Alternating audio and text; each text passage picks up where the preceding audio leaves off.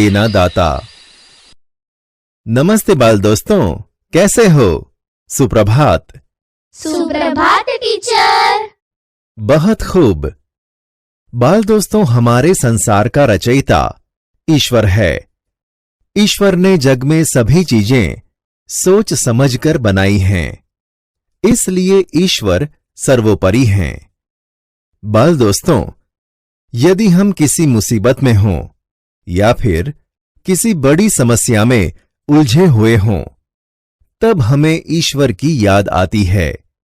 ईश्वर हमें समस्या और बाधाओं से लड़ने की हिम्मत देता है, इसलिए हमें ईश्वर के प्रति श्रद्धा और विश्वास रखना चाहिए। तो चलो बाल दोस्तों, आज हम ऐसी ही एक ईश्वर से जुड़ी सुंदर प्रार्थना काव्य सुनते हैं।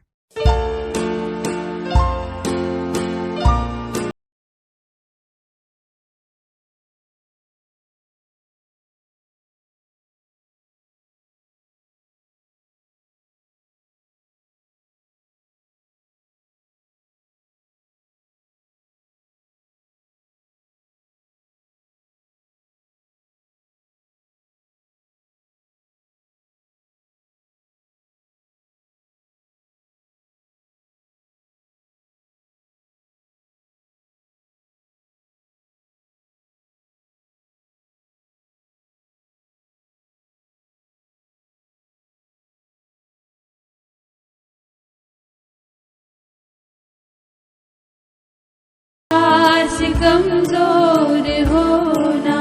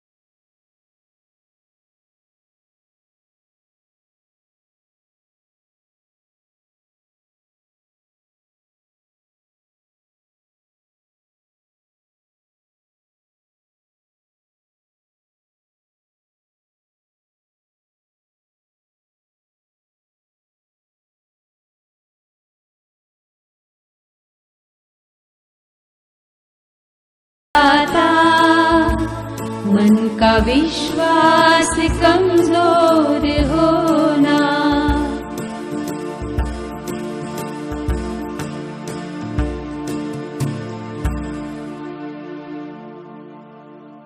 बाल दोस्तों, कैसा लगा प्रार्थना काव्य? मजा आया ना आपको? हाँ टीचर, हमें प्रार्थना काव्य बहुत पसंद आया। अच्छा तो चलो, अब हम यह प्रार्थना काव्य की पंक्तियों को सरल अर्थ में समझते हैं। पंक्ति 1। इतनी शक्ति हमें देना दाता मन का विश्वास कमजोर होना। हम चले नेक रास्ते पे हमसे भूल कर भी कोई भूल होना। सरल अर्थ। यह प्रार्थना काव्य की पंक्तियों के जरिए कवि ने ईश्वर को कहा है कि हे जग के दाता ईश्वर, तू हमें इतनी शक्ति देना कि तुझ पर मेरे मन का भरोसा कभी कम न हो। हम हमेशा अच्छाई और ईमानदारी के रास्ते पर चलें और भूलकर भी हमसे कोई गलती न हो। पंक्ति 2। दूर अज्ञान के हो अंधेरे, तू हमें ज्ञान की रोशनी दे। हर बुराई से बचते रहे हम, जितनी भी दे भली जिंदगी दे। बैर होना किसी का किसी से, भावना मन में बदले की होना। सरल अर्थ। इन पंक्तियों में कवि ने ईश्वर को कहा है कि हे ईश्वर, तू हमें ज्ञान का प्रकाश दे, जिससे हमारे अज्ञान का अंधेरा दूर हो जाए, हम हर बुराई से बचते रहें। तू हमें जितनी भी जिंदगी दे वह भलाई से भरी हो। हम में से किसी के साथ दुश्मनी न हो, और अगर कभी दुश्मनी हो भी जाए तो हमारे मन में उसका बदला लेने की भावना पैदा न हो। पंक्ति 3। हम न सोचे हमें क्या मिला है, हम ये सोचे किया क्या है अर्पण।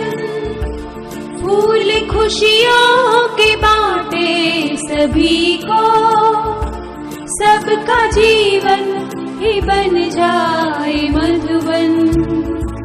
अपनी करुणा का जल तू बहा के, कर दे पावन हर एक मन का कोना। सरल अर्थ। इन पंक्तियों में कवि कहते हैं कि हम यह भी न सोचें कि हमें मिला क्या है, हम बस यही सोचें कि हमने दूसरों को दिया क्या है। हम अपने खुशियों के फूल सब में बांटे और सबका जीवन उपवन सा सुंदर बन जाए। हे ईश्वर, तू अपनी करुणा का जल बहाकर हम सबके मन का हर कोना पवित्र कर दे।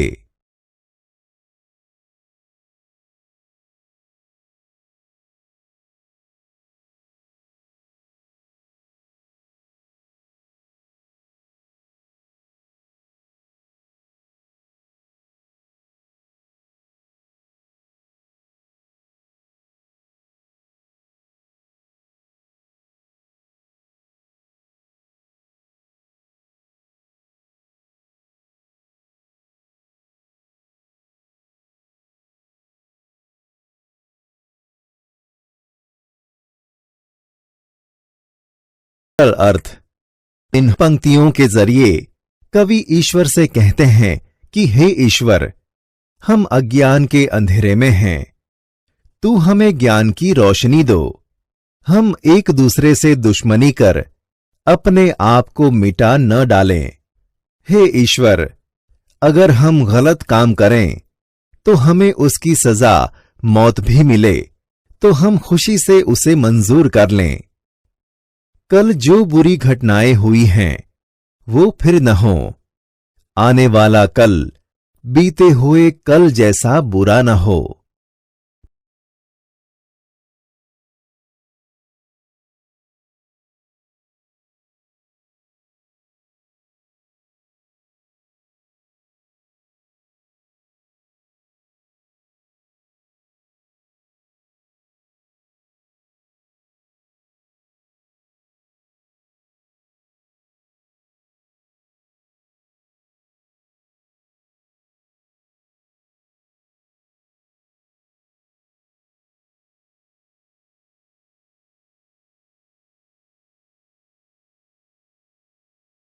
सरल अर्थ।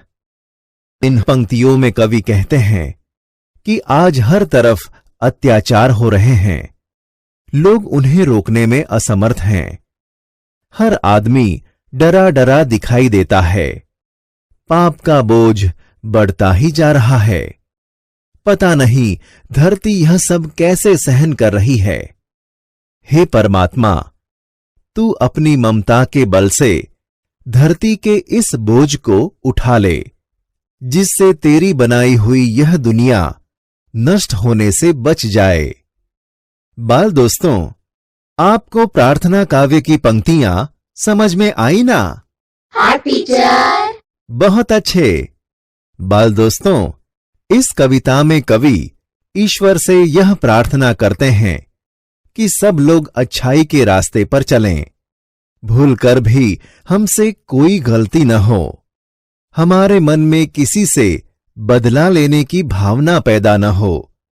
हम पाने की जगह कुछ देने की चाह रखें। अगर सब लोग आपस में अपनी अपनी खुशियां बांटना सीख लें तो यह धरती सचमुच मधुवन सी बन जाएगी।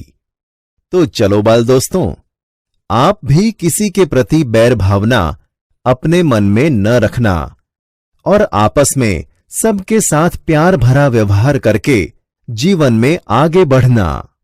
हम फिर मिलेंगे। धन्यवाद।